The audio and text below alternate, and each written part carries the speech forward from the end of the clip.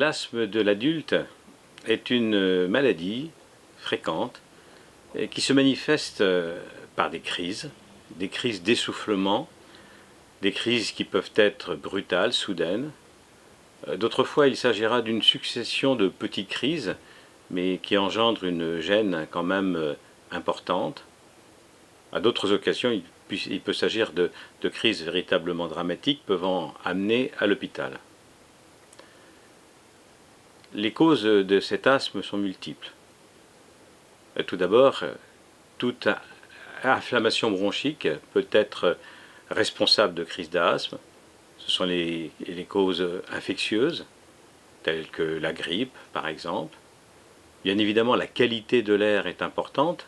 Et là, d'une part, il faut avoir à éviter absolument toute exposition tabagique et bien sûr ne pas fumer, mais également vivre en air sain, le moins pollué possible.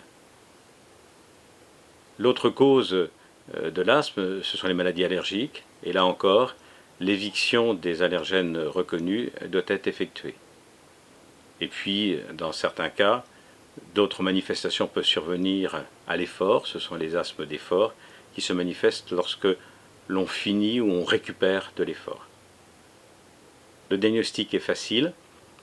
Il s'agit de souffler dans des appareils pour mesurer le souffle, et on s'aperçoit qu'avec les traitements utilisés dans l'asthme, on peut observer une réversibilité de l'anomalie bronchique, ce qui définit la maladie asthmatique. Le traitement dès lors sera constitué de bronchodilatateurs, c'est-à-dire des médicaments qui ont le pouvoir d'augmenter le diamètre de la bronche, de les maintenir ouvertes. Dans d'autres cas, lorsque l'inflammation s'est installée, il faudra utiliser des anti-inflammatoires, essentiellement à base de cortisone, toujours sous forme d'inhalation. Ce n'est que dans des cas particuliers que l'on aura besoin de recourir à des formes orales sous forme de comprimés ou injectables. Dans tous les cas de figure, l'asthme étant une maladie liée à la nature elle-même du malade, qui a cette hyperréactivité au niveau des bronches, qui doit donc éviter tout stress, toute perturbation dans sa vie au quotidien.